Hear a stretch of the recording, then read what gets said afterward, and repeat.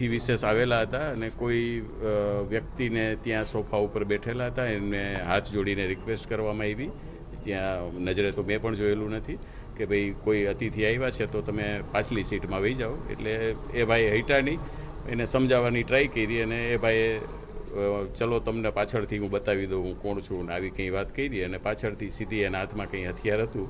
અને હથિયારથી અમારા જે સ્વયંસેવકો હતા એમની ઉપર હુમલો કર્યો અને એ ગેટની બહાર જ્યારે એને લઈ ગયા ત્યારે એમની ઉપર એમણે હુમલો કર્યો. આવી કંઈ ઘટના બની અને આ રિગાર્ડમાં વરસાદ ખૂબ ચાલુ હતો એટલે હું પણ અમારું એક પરિવાર હતું એમની સાથે અને અતિથિને છોડવા માટે હું બહાર આવ્યો હતો ત્યારે આવી ઘટના બની અને એ બાબતે હું પણ અહીંયા સાહેબ કોણ આવ્યા છે એમને પણ પૂછપરછ કરવા માટે આવ્યો છું અને જે પોલીસ સ્ટેશનનો સ્ટાફ છે એ પણ પ્રોપર રીતે ઇન્ક્વાયરી કરી રહ્યા છે અને બધાને મદદરૂપ થાય એવી રીતે વરસાદમાં હતા.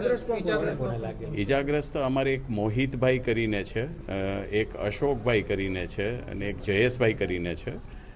મારા ધ્યાનમાં 3 નામ આવ્યા છે પણ 4 જણને વાગ્યું છે એવું મામૂલી નિશાન આવ્યું છે. કોઈ ધારદાર હથિયારથી હુમલો કરવામાં આવ્યો છે. અત્યારે ફરિયાદ કરવા માટે અમારા બીજા કાર્યકર્તાઓ સાહેબની કેબિનમાં બેઠા છે. એમને સાહેબ પણ વિસ્તૃત રીતે એમની ઇન્ક્વાયરી કરી રહ્યા છે એટલે ફરિયાદ કરશે અને ચોક્કસપણે કરશે કેમ કે કોઈની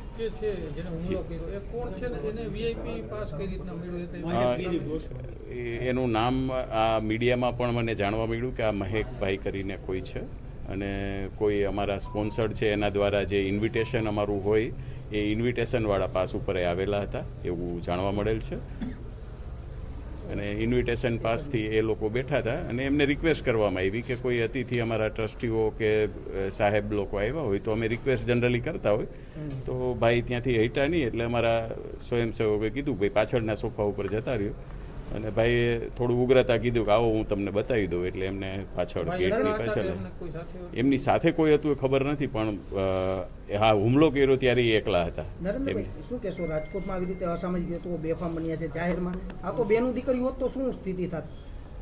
હવે આવા તત્વોને કોઈ આપણે રોકી ન શકીએ કે ભાઈ કેવી રીતે કરવાનો, કોણ શું કરવાનો છે ને પોતાના મનની શું વાત છે એવી ખબર ના પડે. એટલે આવા તત્વોને અમે તો એક સામાજિક સંસ્થાની સાથે જોડાયેલા છીએ અને બધા પરિવારો અને બધી દીકરીઓ બેની દીકરીઓ સારી રીતે નવરાત્રિનો ઉત્સવ માતાજીની આરાધના કરી શકે એના માટે અમે કાર્યરત હોઈએ. પણ હવે આવું કોઈ વ્યક્તિ કરી શકે તો આપણે એની પૂર્ણ તપાસ આપણા અધિકારીઓ શ્રી કરતા પણ હોય છે અને એ સારી રીતે તપાસ કરશે ને આવા તત્વો જો અસામાજિક રીતે કંઈ કરતા હોય તો એમને પોલીસ સ્ટાફ એનો સબક શીખવાડશે ચોક્કસ.